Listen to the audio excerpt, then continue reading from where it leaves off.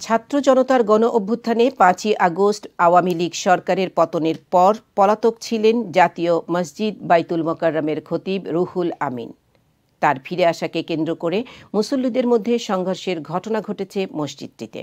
দুপক্ষের সংঘর্ষে মসজিদের ভেতরে রণক্ষেত্র তৈরি হয়। এ সময় একে অপরের উপর জুতা এবং জুতার বাক্স ছুঁড়ে মারেন তারা, করেন ভাঙচুর। এ ঘটনায় বেশ কয়েকজন মুসল্লি আহত হয়েছেন। তবে শেখ হাসিনার সরকার পতনের ১.৫ মাস অতিবাহিত হলেও এখন পর্যন্ত কেন নতুন খতিব নিয়োগ দেওয়া হয়নি, এ নিয়ে বিভিন্ন বিষয়ের প্রশ্ন উঠেছে। সকাল থেকেই আনাগোনা বাড়তে থাকে মসজিদ প্রাঙ্গণে।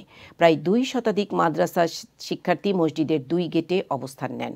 মসজিদের একাধিক মুসল্লি জানতে চাইলে তারা বলেন গোপালগঞ্জ থেকে এসেছেন। মুসল্লিরা জানান এ সময় ১২টা ১৫ মিনিটের দিকে রুহুল আমিনকে মসজিদের উত্তর গেটে দেখা যায়। তিনি খতিবের পোশাক পরিহিত অবস্থায় ছিলেন। এরপর তাকে আর দেখা যায়নি।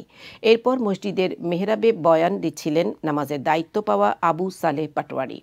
বয়ান শুরু হওয়ার পর একদল অনুসারী নিয়ে প্রবেশ করেন খতিব রুহুল আমিন। বসেন সামনের কাতারে। কয়েক মিনিট বসার পর তার অনুসারী একজন বলেন, খতিব যখন এসেছেন তাহলে বয়ানের দায়িত্ব তাকেই দেওয়া হোক। একই কথা বলেন আরও অনেকে। শুরু হয় বাকবিতণ্ডা। পূর্বে থেকে অবস্থান নেওয়া মুসল্লিরা তাতে না করেন।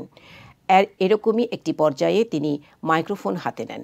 বয়ানরত পাটোয়ারিকে মিম্বর থেকে টেনে হিঁচড়ে নামিয়ে অপদস্থ করা হয়। পরে অন্য দল রুহুল আমিনের অংশকারীদের প্রতিরোধ করেন। তখন স্লোগান দেওয়া হয়, নারায়ে তাকবীর, আল্লাহু আকবার। এক পর্যায়ে দুভাগ হয়ে হতাহতি শুরু হয়। জুতা এবং জুতা রাখার ট্রেন দিয়ে একে অপরের দিকে নিক্ষেপ করতে থাকেন। প্রায় ২০ থেকে ২৫ মিনিট ধাওয়া পাল্টা ধাওয়ায় রণক্ষেত্রে রূপ নেয় মসজিদের ভিতর। এই খবর ছড়িয়ে পড়ার পর আশেপাশের এলাকা থেকে আসতে থাকেন নানা বয়সী মানুষ। লোকজন বৃদ্ধি পাওয়ায় কোণঠাসা হয়ে পড়েন আমিনের অনুসারীরা।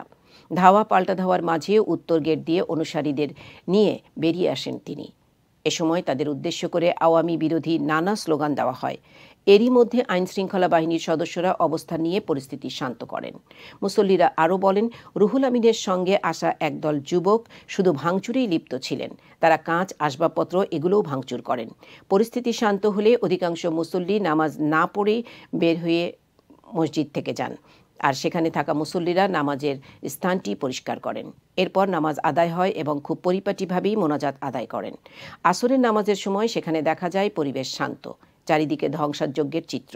রুহুল আমিনকে ২০২২ সালে তৎকালীন আওয়ামী লীগ সরকার খতিব হিসেবে নিয়োগ দেয়। গোপালগঞ্জে বাড়ি হওয়ায় তার বিরুদ্ধে আওয়ামী লীগ ঘনিষ্ঠতার অভিযোগ রয়েছে।